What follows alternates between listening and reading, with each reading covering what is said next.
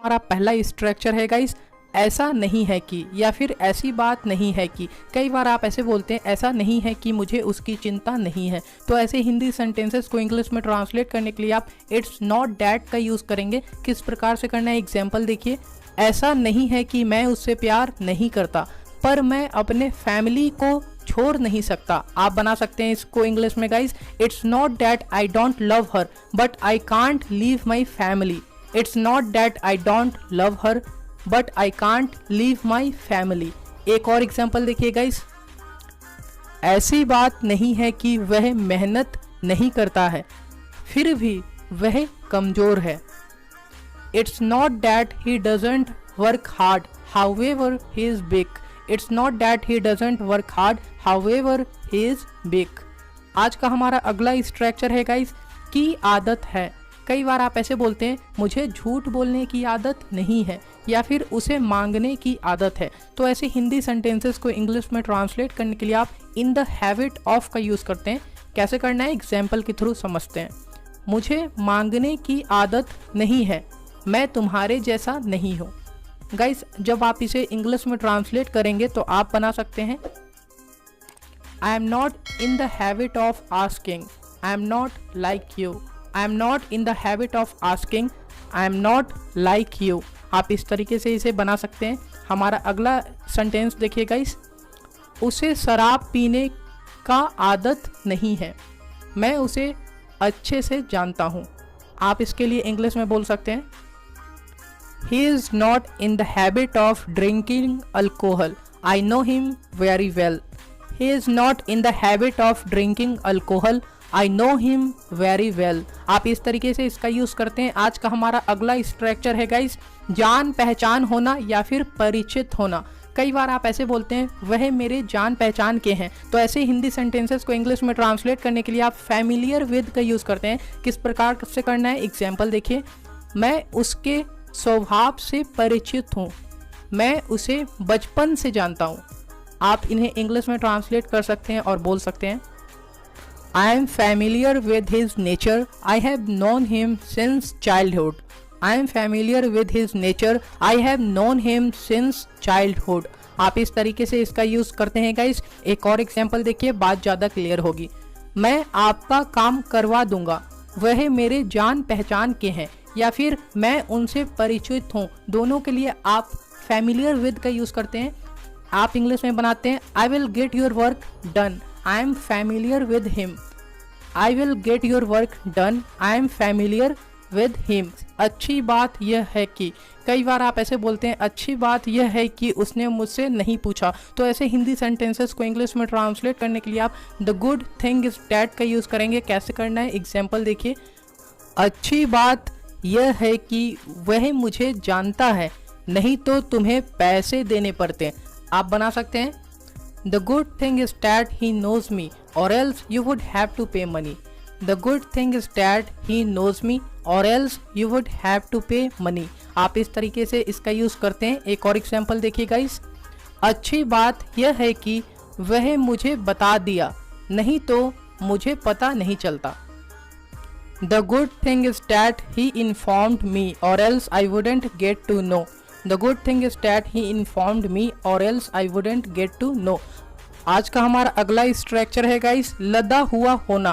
कई बार आप ऐसे बोलते हैं वह कर्ज से लदा हुआ है, या फिर मैं जिम्मेदारियों से लदा हुआ हूँ। तो ऐसे हिंदी सेंटेंसेस को इंग्लिश में ट्रांसलेट करने के लिए आप लेडन विद का यूज़ करते हैं। कैसे करना है, एग्जाम्पल के थ्रू समझते हैं।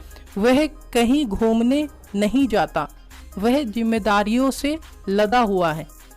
आप इसके लिए जब इंग्लिश में ट्रांसलेट करेंगे तो बोल सकते हैं he doesn't go anywhere to visit, he is laden with responsibility. He doesn't go anywhere to visit, he is laden with responsibility. एक और एग्जाम्पल देखिए गाइस, मुझे बैठने को जगह नहीं मिला, गाड़ी सामान से लदा हुआ था। मान लीजिए गाड़ी पे बहुत सामान रखा हुआ है और आपको जगह नहीं मिला, तो आप ऐसे बोल रहे हैं I didn't get space to sit on. The bike was laden with goods. I didn't get space to sit on. The bike was laden with goods. आप इस तरीके से इसे इंग्लिश में बना सकते हैं गाइस। आज का हमारा अगला स्ट्रक्चर है कितना भी ना कर लो। कई बार आप ऐसे बोलते हैं कितना भी ना कर लो तुम्हें खाना ही पड़ेगा। तो ऐसे हिंदी सेंटेंसेस को इंग्लिश में ट्रांसलेट करने के लिए आप no matter how many times you say no का यूज़ करते हैं। कैसे करना है, एग्जाम्पल देखिए। कितना भी ना कर लो आपको कल आना ही पड़ेगा। गाइस, आप डे टू डे लाइफ में ऐसे बोलते ही होंगे, आप इसे इंग्लिश में बोल सकते हैं। No matter how many times you say no you'll have to come tomorrow. No matter how many times you say no you'll have to come tomorrow. आप इस तरीके से इसे इंग्लिश में ट्रांसलेट कर सकते हैं। गाइस, एक और एग्जाम्पल देखिए। कितना भी ना कर लो आपको खाना ही पड़ेगा। मान लीजिए आप कहीं गए हुए हैं अपने रिलेटिव्स के यहाँ, वो ऐसे आपको बोल रहे हैं, आप इसे इंग्लिश में बोल सकते हैं। No matter how many times you say no you'll have to eat the food. No matter how many times you say no you'll have to eat the food. आप इस तरीके से इसे बना सकते हैं। आज का हमारा अगला स्ट्रक्चर है गाइस, के मायने में। कई बार आप ऐसे बोलते हैं, झूठ बोलने के मायने में वह माहिर है। तो ऐसे हिंदी सेंटेंसेस को इंग्लिश में ट्रांसलेट करने के लिए आप इन द सेंस ऑफ का यूज़ करते हैं। कैसे करना है, एग्जाम्पल देखिए। तुम उसका मजाक उड़ा रही हो। पैसा कमाने के मायने में वह बहुत स्मार्ट है। आप बना सकते हैं इसे। You are making fun of him, he is very smart in the sense of earning money. You are making fun of him, he is very smart in the sense of earning money. एक और example देखिए। बहाना बनाने के मायने में तो वह माहिर है। गाइस, आप डे टू डे लाइफ में ऐसे बोलते होंगे हिंदी में, आप इसे इंग्लिश में बोल सकते हैं। He is an expert in the sense of making excuses. He is an expert in the sense of making excuses. आप इस तरीके से इसका यूज़ कर सकते हैं। आज का हमारा अगला स्ट्रक्चर है गाइस, किसी भी सूरत में नहीं। कई बार आप ऐसे बोलते हैं, वह किसी भी सूरत में नहीं जाएगा। तो आप ऐसे हिंदी सेंटेंसेस को इंग्लिश में ट्रांसलेट करने के लिए बाय नो मीन्स का यूज़ करेंगे। कैसे करना है, एग्जाम्पल देखिए। जहाँ तक मैं उसे जानता हूँ वह यह किसी भी सूरत में नहीं करेगा। आप इसे इंग्लिश में बना सकते हैं। As far as I know him, he will by no means do it. As far as I know him, he will by no means do it। आप इस तरीके से इसका यूज़ करते हैं। एक और एग्जाम्पल देखिए गाइस। मैं अपने दोस्त को अच्छे से जानता हूँ, वो किसी भी सूरत में यह नहीं कर सकता। आप इसे सिंपली इंग्लिश में ट्रांसलेट करेंगे और बोलेंगे, I know my friend very well, he can by no means do it। I know my friend very well, he can by no means do it। आप इस तरीके से इसका यूज़ करते हैं। आज का हमारा अगला स्ट्रक्चर है गाइस, यह कोई नई बात नहीं है, या फिर यह कोई आश्चर्यचकित बात नहीं है। मतलब कि ये बात मुझे पहले से ही पता है। तो ऐसे हिंदी सेंटेंसेस को इंग्लिश में ट्रांसलेट करने के लिए आप इट्स नो वंडर डैट का यूज़ करेंगे। किस प्रकार से करना है, एग्जाम्पल देखिए। यह कोई आश्चर्यचकित बात नहीं है कि उसे खाना बनाना नहीं आता। मतलब कि ये मुझे पहले से पता है। It's no wonder that she doesn't know how to cook food. It's no wonder that she doesn't know how to cook food. आप इस तरीके से इसका यूज़ करते हैं। एक और एग्जाम्पल देखिएगा, इस बात ज़्यादा क्लियर होगी। यह कोई नई बात नहीं है कि वह शराब पीता है, या फिर यह कोई आश्चर्यचकित बात नहीं है कि वह शराब पीता है। मुझे ये पहले से ही पता है, तो ये शॉकिंग नहीं है। आप इसके लिए बना सकते हैं, it's no wonder that he drinks alcohol. It's no wonder that he drinks alcohol. Lecture है गाइस, इज्जत मिट्टी में मिल जाना। कई बार आप ऐसे बोलते हैं, इस कपड़े में वहाँ जाओगे तो मेरी इज्जत मिट्टी में मिल जाएगी। तो ऐसे हिंदी सेंटेंसेस को इंग्लिश में ट्रांसलेट करने के लिए आप वंस नेम इज़ मड का यूज़ करेंगे। कैसे करना है, एग्जाम्पल देखिए। अगर तुम इस कपड़े में वहाँ जाओगे तो मेरी इज्जत मिट्टी में मिल जाएगी। आप इसके लिए बोल सकते हैं, if you go there in this dress my name will be marred. If you go there in this dress my name will be marred. आप इस तरीके से इसका यूज़ करते हैं। एक और एग्जाम्पल देखिए। उसे ऐसा नहीं करना चाहिए था, उसने अपने माता पिता की इज्जत मिट्टी में मिला दिया। He shouldn't have done so, his parents' name was mud. He shouldn't have done so, his parents' name was marred. आज का हमारा अगला स्ट्रक्चर है गाइस चुटकी में, मतलब एकदम तुरंत। आप कई बार ऐसे बोलते हैं वह इस काम को चुटकी में कर देगा, या फिर मैं यूं गया और यूं आया, मतलब तुरंत। तो आप इन अ जिफी का यूज़ करते हैं। कैसे करना है एग्जाम्पल के थ्रू समझते हैं। मैं यूं गया और यूं आया, मतलब तुरंत आया। तुम चिंता मत करो, मुझे ज़्यादा समय नहीं लगेगा। आप इसके लिए इंग्लिश में बना सकते हैं, I will come in a jiffy, you don't worry, I won't take a long. I will come in a jiffy, you don't worry, I won't take a long. एक और एग्जाम्पल देखिए गाइस, वह चुटकी में यह कर देगा, पर मुझे यह नहीं आता है। आप कई बार ऐसे बोलते हैं हिंदी में, आप इसे इंग्लिश में बोल सकते हैं, he will do in a jiffy but I don't know how to do it. He will do it in a jiffy but I don't know how to do it. आप इस तरीके से इससे बना सकते हैं गाइस। आज का हमारा अगला स्ट्रक्चर है भगवान के लिए। कई बार आप ऐसे बोलते हैं भगवान के लिए ऐसा मत कहो, या फिर भगवान के लिए ऐसा मत करो। तो ऐसे हिंदी सेंटेंसेस को इंग्लिश में ट्रांसलेट करने के लिए आप फॉर गॉड सेक का यूज़ करेंगे। किस प्रकार से करना है एग्जाम्पल देखिए, भगवान के लिए ऐसा मत करो, आज के बाद से मैं वहाँ नहीं जाऊँगा। आप इसके लिए इंग्लिश बना सकते हैं, don't do it for God sake, I will not go there from today onwards. Don't do it for God sake, I will not go there from today onwards. आप इस तरीके से इसका यूज़ करते हैं। एक और एग्जाम्पल देखिए, भगवान के लिए उसे छोड़ दो, उसे मत मारो, उसने कुछ नहीं किया है। ऐसे लाइन आप टीवी सीरियल में देखते होंगे, आप इसे इंग्लिश में बना सकते हैं, please leave him for God sake, he don't kill him, he hasn't done anything. Please leave him for God sake, don't kill him, he hasn't done anything. आज का हमारा अगला स्ट्रक्चर है गाइस जितना चाहो उतना। कई बार आप ऐसे बोलते हैं जितना खाना है खा लो, या फिर जितना खेलना है खेल लो। तो ऐसे हिंदी सेंटेंसेस को इंग्लिश में ट्रांसलेट करने के लिए आप as much as you want का यूज़ करेंगे। कैसे करना है एग्जाम्पल देखिए, अभी जितना खाना है खा लो, बाद में मैं दोबारा नहीं दूंगा। इसके लिए गाइस आप इंग्लिश में बना सकते हैं और बोल सकते हैं, now eat as much as you want, I will not give you again later. Now eat as much as you want, I will not give you again later. एक और एग्जाम्पल देखिए गाइस, जितना रोना है रो लो, पर मैं तुम्हें मोबाइल नहीं दूंगा। कई बार होता ये है कि बच्चे लोग जिद करने लगते हैं और आप इस तरीके से सेंटेंस बोलते हैं। आप इसे इंग्लिश में बोल सकते हैं, cry as much as you want but I won't give you the mobile. Cry as much as you want but I won't give you the mobile. आप इस तरीके से इसका यूज़ कर सकते हैं। आज का हमारा अगला स्ट्रक्चर है गाइस, नहीं तो कौन करेगा। कई बार आप ऐसे बोलते हैं मैं नहीं करूँगा तो कौन करेगा, या फिर मैं नहीं जाऊँगा तो कौन जाएगा। ऐसे हिंदी सेंटेंसेस को इंग्लिश में ट्रांसलेट करने के लिए आप नॉट प्लस हु विल का यूज़ करेंगे। कैसे करना है एग्जाम्पल देखिए, अगर मैं नहीं करूँगा तो कौन करेगा, मैं अकेले रहता हूँ।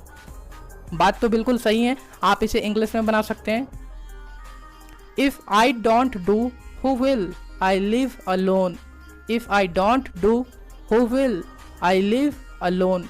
आप इस तरीके से सिंपली इसे इंग्लिश में बोल सकते हैं।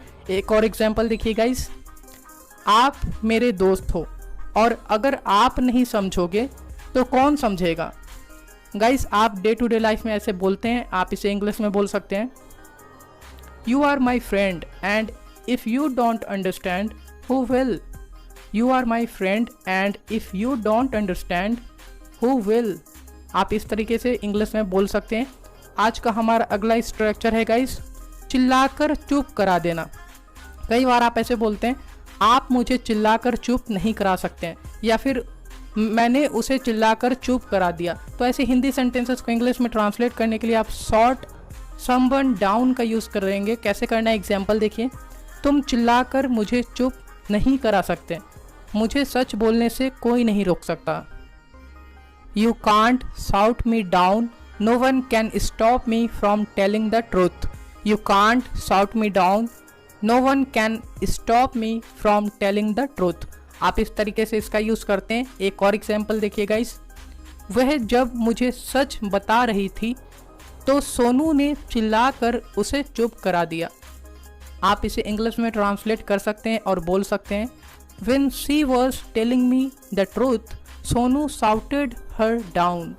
When she was telling me the truth, Sonu shouted her down. के उकसाने पर, कई बार आप ऐसे बोलते हैं, मेरे उकसाने पर उसने ऐसा किया।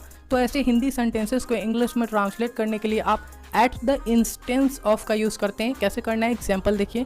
मैं वहाँ जाना नहीं चाहता था, मैं उसके उकसाने पर वहाँ गया, मतलब उसने मुझे फोर्स किया वहाँ जाने के लिए। आप बना सकते हैं, I didn't want to go there, I went there at the instance of him. I didn't want to go there, I went there at the instance of him. एक और एग्जाम्पल देखिए गाइस, मुझे यह बिल्कुल पसंद नहीं है, पापा के उकसाने पर मैं यह कर रहा हूँ। I don't like it at all, I am doing it at the instance of my dad. I don't like it at all, I am doing it at the instance of my dad. आज का हमारा अगला structure है guys, कई बार आप ऐसे बोलते हैं, मैंने देखा है कई लोग उसकी बुराई करते हैं। तो ऐसे हिंदी सेंटेंसेस को इंग्लिश में ट्रांसलेट करने के लिए आप आई हैव ऑब्जर्व्ड दैट का यूज़ करते हैं। किस प्रकार से करना है, एग्जाम्पल देखिए। मैंने देखा है कई लोग उससे बात करना पसंद नहीं करते।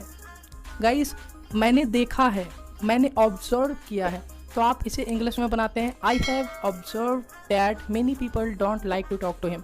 I have observed that many people don't like to talk to him.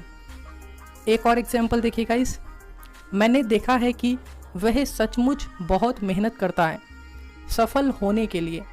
आप इसके लिए इंग्लिश में बना सकते हैं और बोल सकते हैं, I have observed that he works really hard to be successful. I have observed that he works really hard to be successful. आप इस तरीके से इसका यूज़ करते हैं। आज का हमारा अगला स्ट्रक्चर है गाइस, कई बार आप ऐसे बोलते हैं, यदि आप मुझसे पूछते हो या फिर यदि आप मुझसे पूछोगे, दोनों के लिए आप बोलते हैं इफ़ यू आस्क मी। कैसे करना है यूज़, एग्जाम्पल के थ्रू समझते हैं। यदि आप मुझसे पूछोगे तो मैं वहाँ नहीं जाऊँगा। गाइस, आप किसी को बता रहे हैं इस प्रकार से, आप इसे इंग्लिश में बोल सकते हैं, if you ask me I will not go there. If you ask me I will not go there. आप इस तरीके से इसका यूज़ करते हैं। अगर यहाँ प्रेजेंट में लिखा है फिर भी आप प्रेजेंट में बोलेंगे, या फिर फ्यूचर में लिखा है फिर भी आप प्रेजेंट में ही बोलते हैं। एक और एग्जांपल देखिए, अगर तुम पापा से पूछोगे, देखिए यहाँ पूछोगे लिखा है, लेकिन कई बार ऐसे भी लिखते हैं अगर तुम पापा से पूछते हो। तो दोनों के लिए आप इफ़ यू आस्क मी का यूज़ करेंगे। एग्जाम्पल देखिए, अगर तुम पापा से पूछोगे तो पापा तुम्हें पार्टी में जाने नहीं देंगे। If you ask dad, dad will not let you go in the party. आज का हमारा अगला स्ट्रक्चर है गाइज, के कमी के वजह से। कई बार आप ऐसे बोलते हैं, पैसे की कमी के वजह से मैं वहाँ नहीं गया। तो ऐसे हिंदी सेंटेंसेस को इंग्लिश में ट्रांसलेट करने के लिए आप इन द वांट ऑफ का यूज़ करेंगे। कैसे करना है, एग्जाम्पल देखिए, अनाज के कमी की वजह से लोग मर रहे हैं, हमें अनाज को बर्बाद नहीं करना चाहिए। People are dying in the want of grain, we shouldn't waste grain.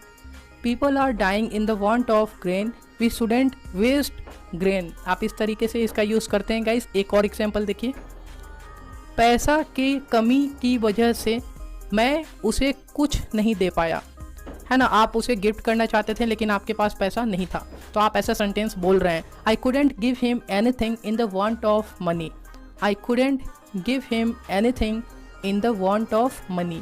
आप इस तरीके से इसका यूज़ कर सकते हैं गाइस। आज का हमारा अगला स्ट्रक्चर है, से कम नहीं है, मतलब कि कई बार आप ऐसे बोलते हैं, मेरा फ़ोन तुम्हारे फ़ोन से कम नहीं है। तो ऐसे हिंदी सेंटेंसेस को इंग्लिश में ट्रांसलेट करने के लिए आप नथिंग शॉर्ट ऑफ का यूज़ करेंगे। कैसे करना है, एग्जाम्पल के थ्रू समझते हैं। जैसे कि यहाँ एक सेंटेंस लिखा है, सैमसंग मोबाइल आईफोन से कम नहीं है। आप तारीफ़ करते हुए ऐसे सेंटेंस बोल रहे हैं, आप इसे इंग्लिश में बोल सकते हैं, Samsung mobile is nothing short of an iPhone. Samsung mobile is nothing short of an iPhone.